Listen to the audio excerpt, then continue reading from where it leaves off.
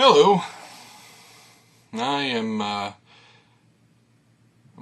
actually going to be talking tonight about something that I'm very fond of. Lady Sabre and the Pirates of the Ineffable Aether, or Ether, depending on how you want to say it. It's a webcomic, and I'll include a link in the show notes so you'll be able to find it.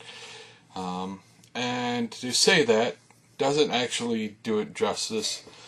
It's a webcomic by a couple of real class act professional comic writers, or comic creators, one writer, one artist. Now, the thing with, first, there's the writer, who actually a number of people have heard of. If you're a comics fan, you've heard of a guy named Greg Rucka. Now, this Rucka is a very well acclaimed writer. He has written a lot of things over the years. Some seminal works on like some Superman and Wonder Woman runs that were very popular. Probably the one that run that he gets associated most often with, in the big names anyway, is Gotham. Was it Gotham Central PD, which is or Gotham City PD? It's the comic that is based on, these are the cops that live in the city that Batman does. Him and Ed Brubaker worked on that, and it's stunning. And portions of that, at least the style of it, and some of the characterization of it, ended up in Dark Knight. Actually, Dark Knight, Batman: The Dark Knight, the second of the Batman films. A lot of the sort of interpersonal character relationships with a lot of the sort of cops that exist in Gordon Station very much resembled a lot of the stuff out of that series. Now, that alone would appear on his obits someday. Because it's good. I mean, it's really good. But he also has written a lot of indie stuff. He has written a lot of stuff that he wrote a lot of runs on a lot of the major characters you can think of. He's written runs for them. He did a great run with the Punisher. Did great runs with Batman. He was a writer on Checkmate, which is the sort of DC Comics equivalent to S.H.I.E.L.D., which I always loved his run on that. He's done a lot of work with the majors, but his indie stuff is a step above even that. I briefly mentioned the Queen and Country run, which was his spy book. And Queen and Country is one of the best spy comic series ever.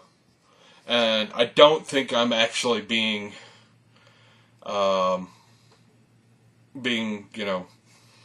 overly dramatic in saying that. It's one of the best comic spy series ever written, ever released.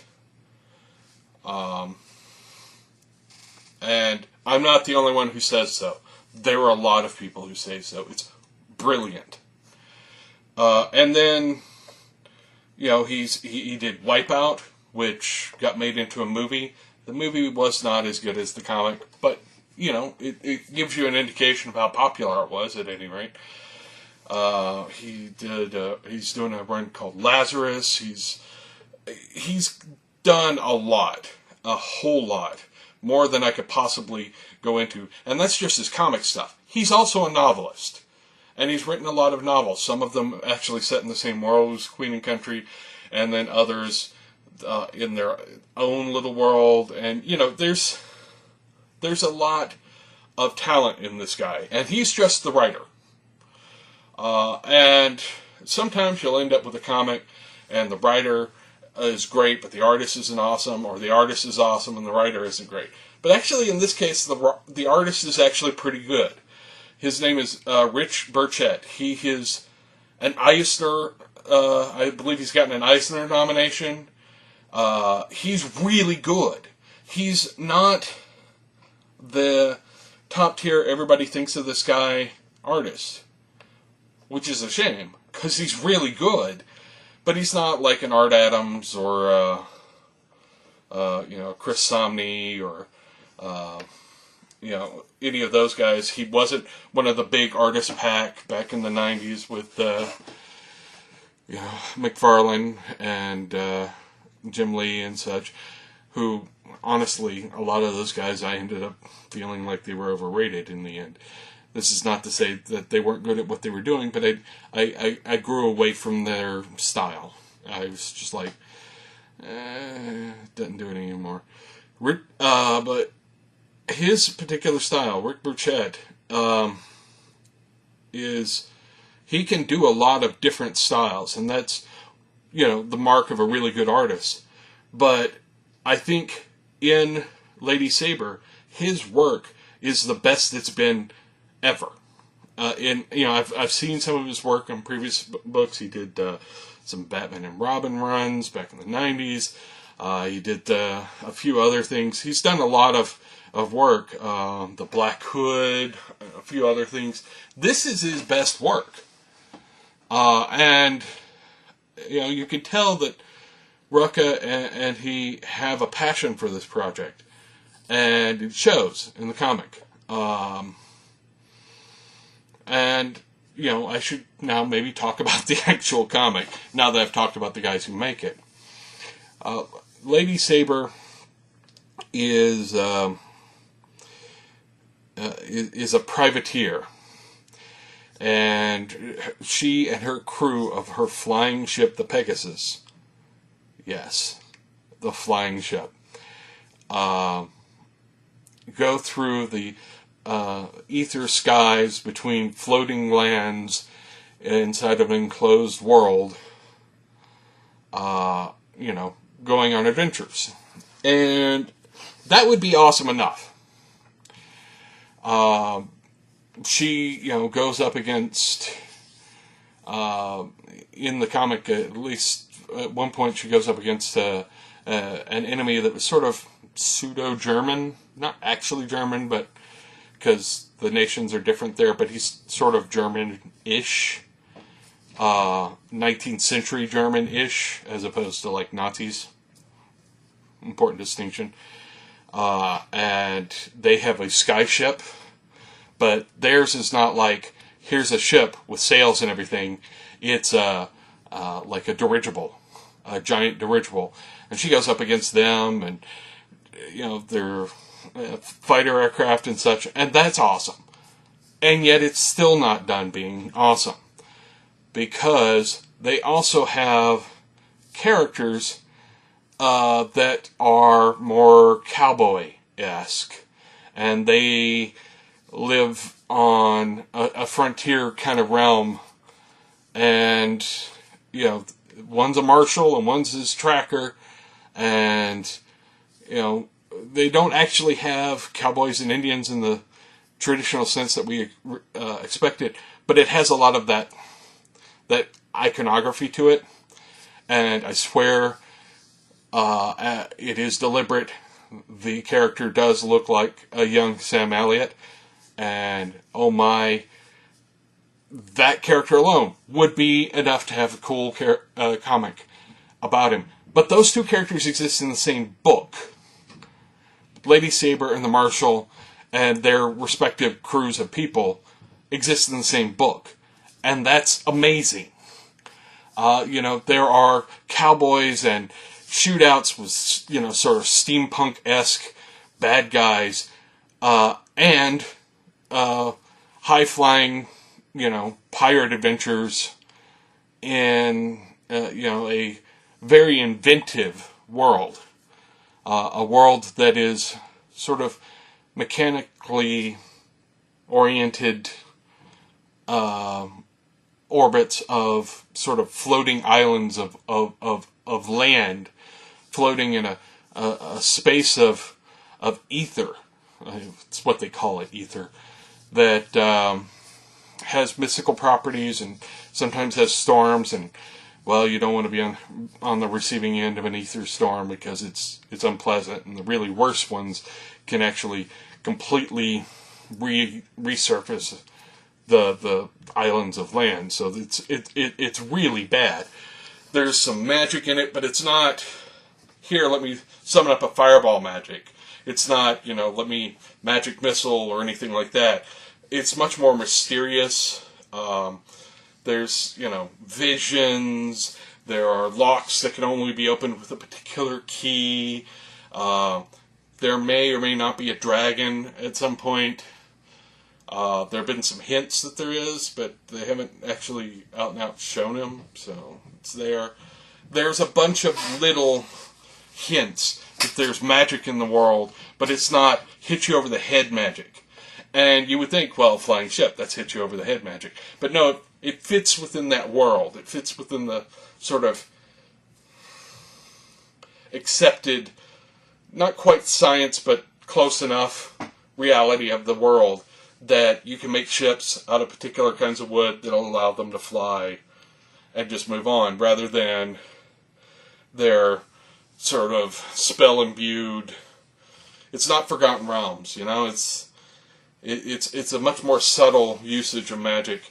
Not unlike early Game of Thrones, I guess. That level of magic where there's magic in the world, but not as much as you would expect from a lot of fantasy settings. And I fell in love with this comic a while back, and they came out with a Kickstarter. More than a year ago, I guess. It was a good while back, and they wanted a Kickstarter to put their first book into print. And the first book, I got my reward recently,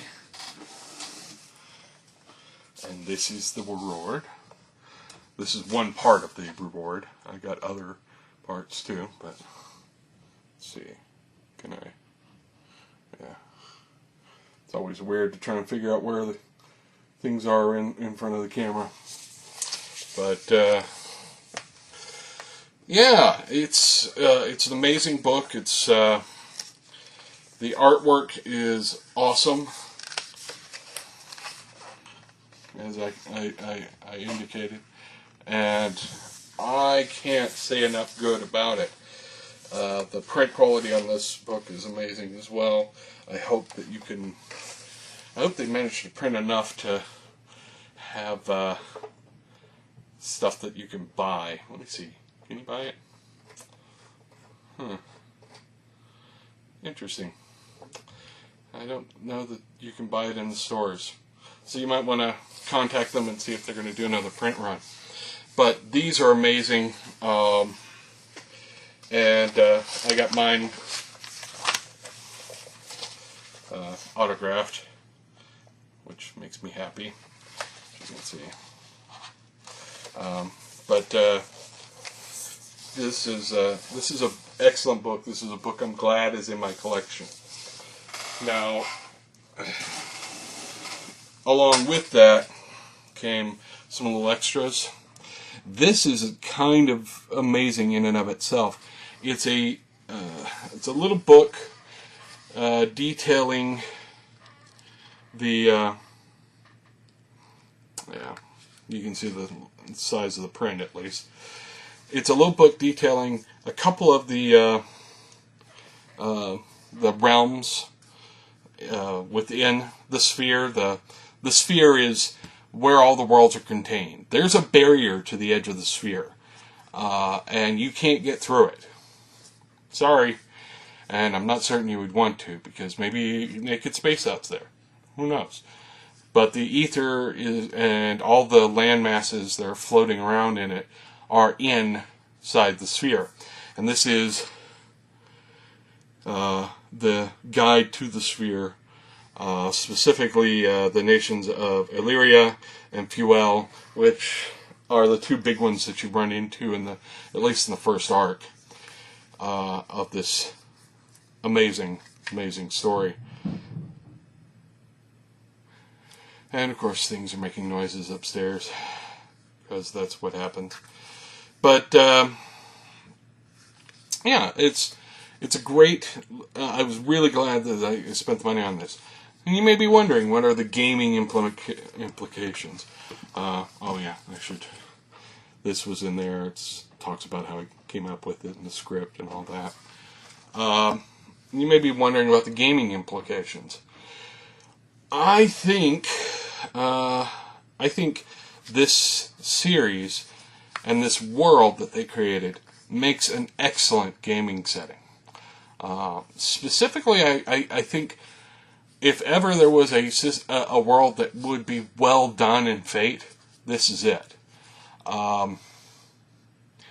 Sky pirates and, pistoliers and trackers and sort of mages and what have you, all floating around in space. And it's got sort of it has enough defined in the world to make it feel like you could live there, but enough open that you could play within that realm and create your own stories. So I think that would make it an excellent Fate setting. And in fact, I will probably do an episode soon about how I would translate that to Fate.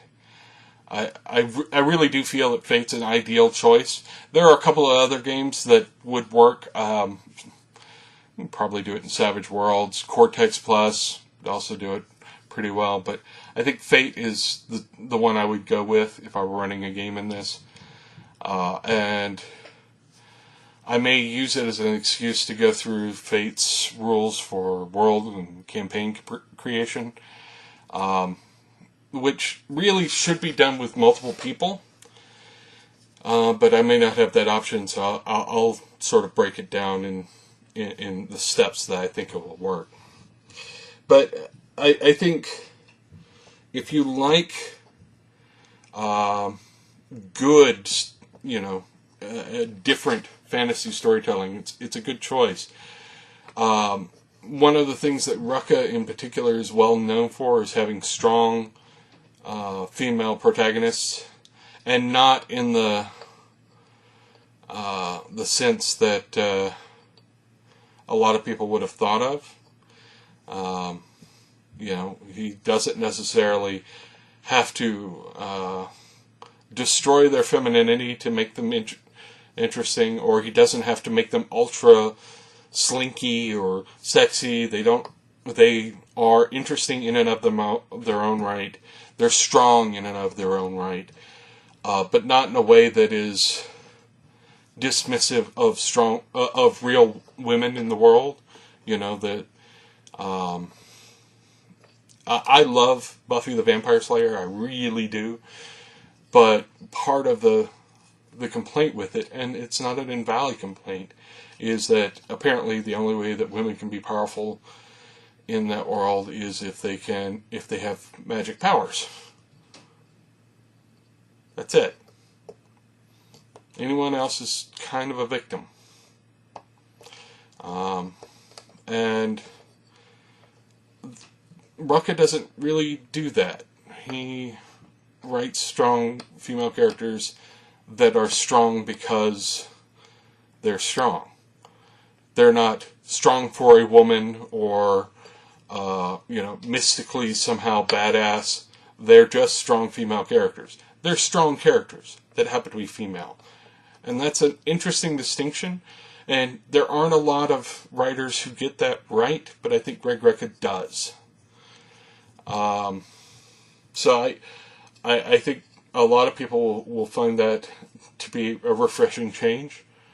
I think I think one of the advantages of the webcomic format that he's using is he can tell just exceedingly long storylines, and he doesn't have to worry about hitting this comic has to be this many pages and it has to be done by this deadline. He can write, long world building stuff, which he seems to like to do. I think it's really playing in a lot of his wheelhouses, and yet it feels unlike most everything else he's ever done. So I'm definitely going to recommend it, and I'm going to stop rambling about this now. I said this was going to be a long one, and it is, but I'm going to stop rambling about it. I want to hear from other people. Have you read this comic? Have you read anything by Greg Rucka? If you don't like it, tell me why, because I've yet to run into somebody who's read it who didn't like it. I've run into people who haven't heard of it and just didn't want to add another webcomic, but I've yet to run into anybody who's read it and thought, well, that was crappy. I'd be interested to hear what your thoughts on it are. And I am going to do an episode where I convert it to a Fate core setting. I'd like to hear people's thoughts on that. Do you think it would make a good Fate core setting? Or what would you do with it on a Fate core setting? I'm interested in people's feedback on this. So please let me know. That said, subscribe. If you like the episode, like it. If you don't like the episode, that helps too, I guess. Or at least shows you're engaged, right? And, tell your friends, tell your strangers, your boyfriends, your girlfriends, your moms, your dads, your crazy uncles. I am some other people's crazy uncle. And I think I'm going to call it. Yeah, I'm going to call it. Y'all have a good night and stay out of trouble.